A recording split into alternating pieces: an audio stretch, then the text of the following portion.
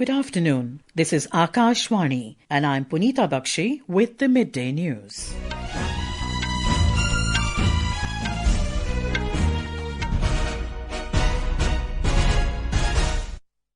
The headlines. Defence Minister Rajnath Singh congratulates the armed forces on success of Operation Sindoor. Says nuclear weapons are not safe in the hands of Pakistan and it should be taken over by IAEA. 3 terrorists killed in an encounter with security forces at Nader village in Pulwama district of Jammu and Kashmir. Army neutralised 10 insurgents in Chandel District of Manipur. Baloch nationalist leaders declare independence from Pakistan, citing decades of violence and enforced disappearances in the region. And Khelo India Youth Games 2025 to conclude in Patna this evening.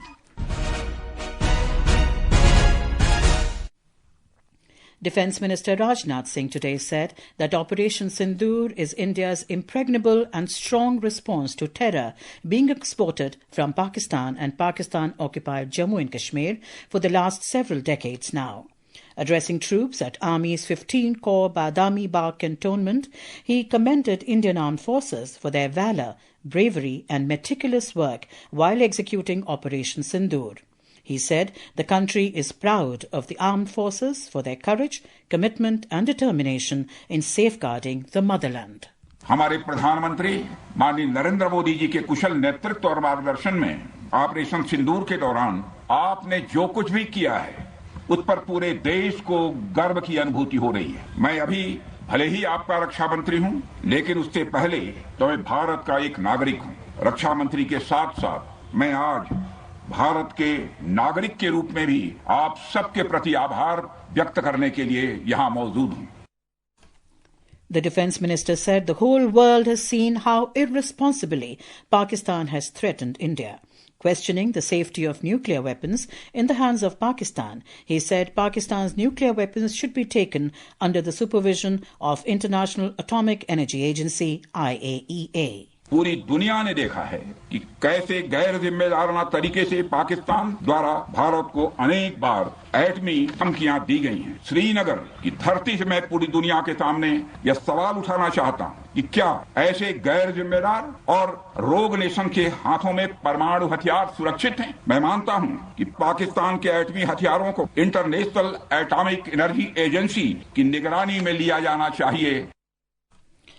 This is his first visit to Jammu and Kashmir after India launched Operation Sindoor to target terror camps in Pakistan and Pakistan-occupied Kashmir in response to the April 22 Pahalgam attack. Lieutenant Governor Manoj Sinha, Chief Minister Omar Abdullah, the Chief of Army Staff General Upendra Dwivedi and other senior military officials were also present on the occasion. In Jammu and Kashmir, 3 terrorists were killed in an encounter with security forces at Nader Tral area of Avantipura in Pulwama district today. The operation started early this morning. IGP Kashmir V.K. Birdi told Akashwani News that during the operation, 3 armed terrorists were killed and their bodies are being retrieved from the encounter site. However, he said the identity of the killed terrorists is being ascertained. Earlier, the cordon and search operation by joint forces of Army, Jammu and Kashmir Police and CRPF had been launched early morning following specific inputs about the presence of terrorists in the Nader Tral area. Security sources said as the forces reached a suspected spot, the hiding terrorists fired upon the forces, indiscriminately triggering a gunfight. During the long gunfight, the armed terrorists were neutralised. Indian Army has gunned down 10 cadres of suspected hill-based insurgent group at New Samtal, Kingjoy subdivision under Chandel District of Manipur. Army's Eastern Command, in a social media post, said the unit, acting on a specific intelligence report, had launched an operation in the area. During the operation, suspected cadres fired upon the army and later 10 of them were killed during retaliatory fire exchange. Sizable arms and ammunition have been recovered. Identification of the slain insurgents reveal that they belong to an insurgent group operating in the hill districts of Manipur and along the international borders. Operations are still underway at the time of filing this report. In the aftermath of the Supreme Court verdict in the Tamil Nadu Bills case, President Draupadi Murmu has sent a reference to the Supreme Court asking the top court to consider whether timelines can be imposed on governors to act on bills in the absence of a constitutionally prescribed time limit.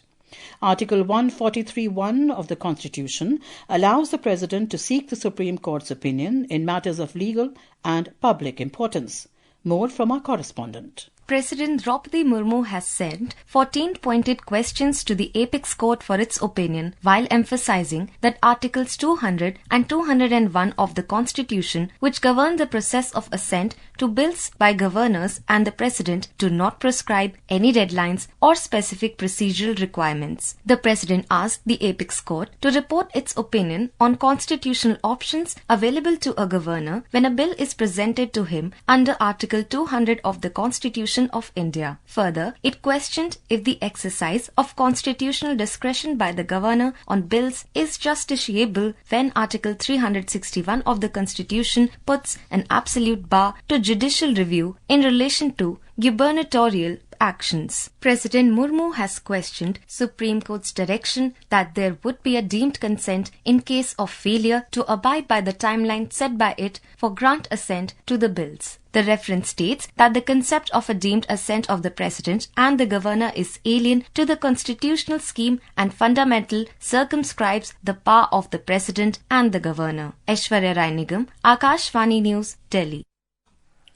Prime Minister Narendra Modi today chaired a meeting to review the progress and future plans of fisheries sector. The meeting focused on deep-sea fishing and seafood exports. Union Minister for Fisheries Rajiv Ranjan Singh and senior officials attended the meeting. This is Akashvani giving you the news. For quick news updates round the clock, follow us on our X handle at AIR News Alerts. And for details of stories and more, log on to our website www.newsonair.gov.in and download News on AIR app. In Rajasthan, the success of Operation Sindoor was celebrated with a Tiranga Yatra in Jaipur today. Chief Minister Bhajan Lal Sharma led the yatra, which commenced from the historical Albert Hall and ended at Badi Chopar in Wall City. Several leaders of BJP, members of State Council of Ministers, spiritual leaders, veteran soldiers, NCC cadets, members from various social and business organizations participated in the yatra. The rally was joined by a large crowd of citizens chanting slogans and carrying placards and the tricolour. Addressing the people before the start of the yatra, the Chief Minister said that our armed forces have shown amazing courage and valour in Operation Sindoor. He said that the Tiranga Yatra is being organised to honour the soldiers. BJP State President Madan Rathore said that the Tiranga Yatra will be organised at all the assembly constituencies and blocks of the state. As we celebrate the success of Operation Sindoor, the nation salutes the valour of the Indian soldiers. As a tribute to the armed forces, Akashvani News brings in a special series.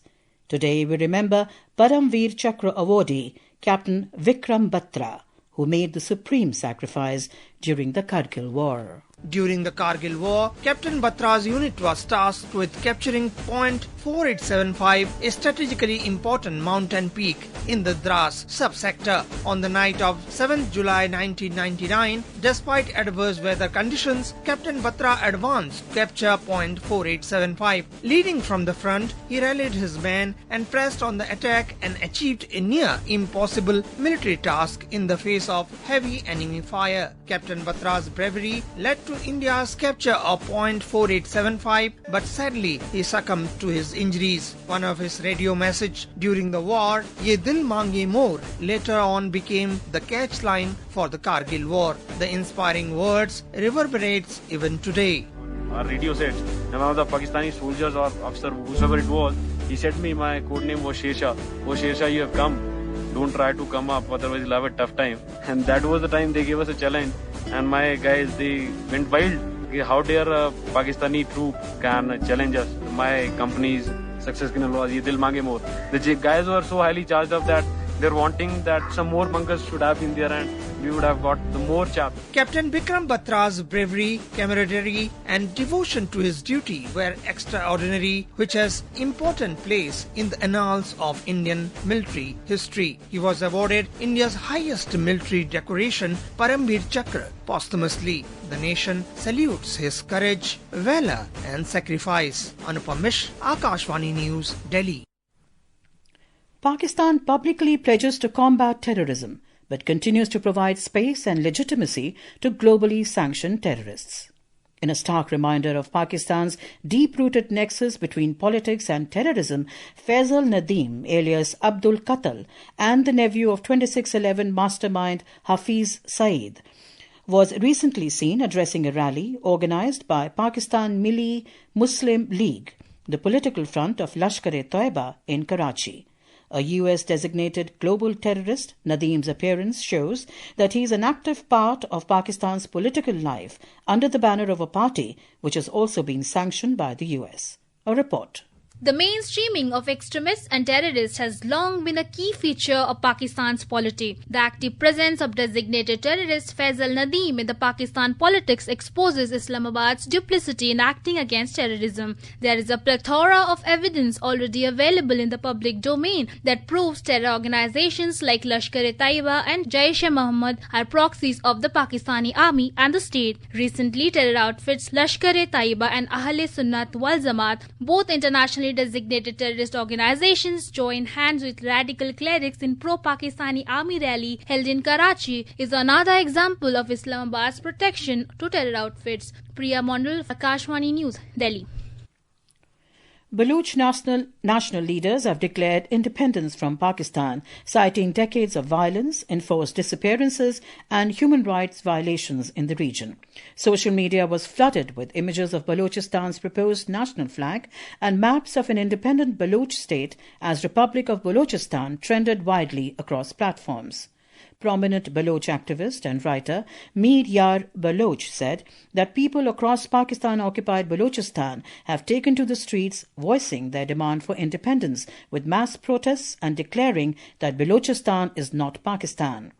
In a social media post, Mr. Mir urged the international community and the United Nations to recognize the Democratic Republic of Balochistan as a sovereign state.